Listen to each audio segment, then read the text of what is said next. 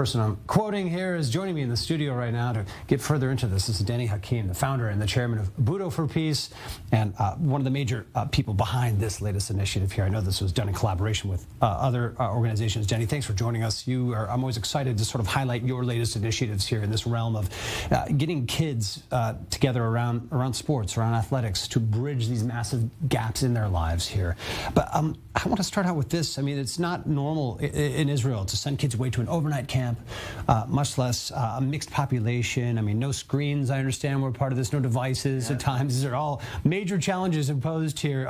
You think you've created, really kind of a new model through this? Tell us about how this went. Okay, well, first of all, it's a sports for social change. This is what it's about, and we need that. The Israeli society is fractured, massive. And Bedouins don't speak to Jews, and so that was the idea: is using sport as a platform of bringing the younger generation together. It wasn't easy. I've created this coalition of sports for social change. Right. We now have 18 organizations, which means 30,000 kids in 380 locations. And these are, I just want to highlight again, these are layers of societies that aren't overlapping normally in their daily lives or even monthly lives or yearly, that they don't have much to do with each other. So you're finding this common ground to bring these kids together. That's right, that's right. There are a lot of organizations that do this, but it's for a competition.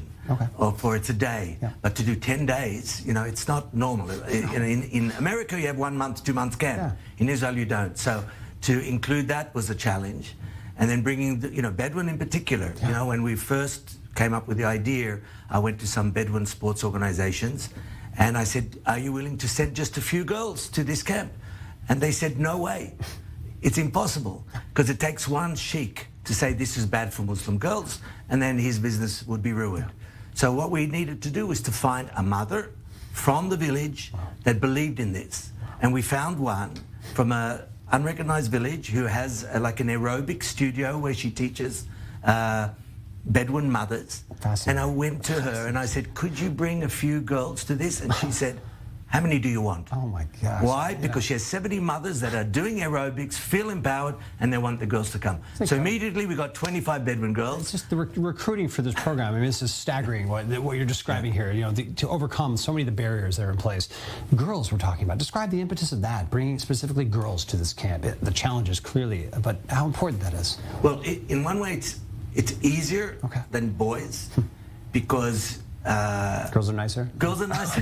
I've got two girls. All right. I'm surrounded by. They're nicer, and and the age is 13 to 16. It's they change in life, and they have a lot that's changing in them in common. Truly. And so the idea was, the main goal was women empowerment, and you get Bedouin girls and Jewish girls that need it. Incredible. And through sport, and that's what we did. The beginning of a new direction. I mean, what's next? More initiatives like this with the girls in particular, the Bedouin in particular. Did this start something new? Yes, yeah, absolutely. We want to expand it, and not just in the south. We want to go in the north. There's a very big demand. And more than that, we want to do later on a 1-year program, like a gap year. Wow. Can you imagine? Thinking big. Yeah, important. Thinking the way. And these young girls, I don't know if you know, but the statistics of Bedouin mothers that have diabetes. Wow. It's 3 times the national average because they don't do sport and they don't eat well. So if we start with them young, it'll make a very big difference when they grow up, and also for our medical system. Far-reaching, a wide array of priorities and just important things you're doing with this program here. Danny Hakim, thanks for joining us today to help at least our viewers get a glimpse of the important initiatives you're up to here. Keep it going, and I'll bring you in soon for more. Foundation initiative, so it's important to know that. Absolutely. I know you've been the lead of a lot of that. So thanks for coming in, Danny Hakim. Thank you. Thank you.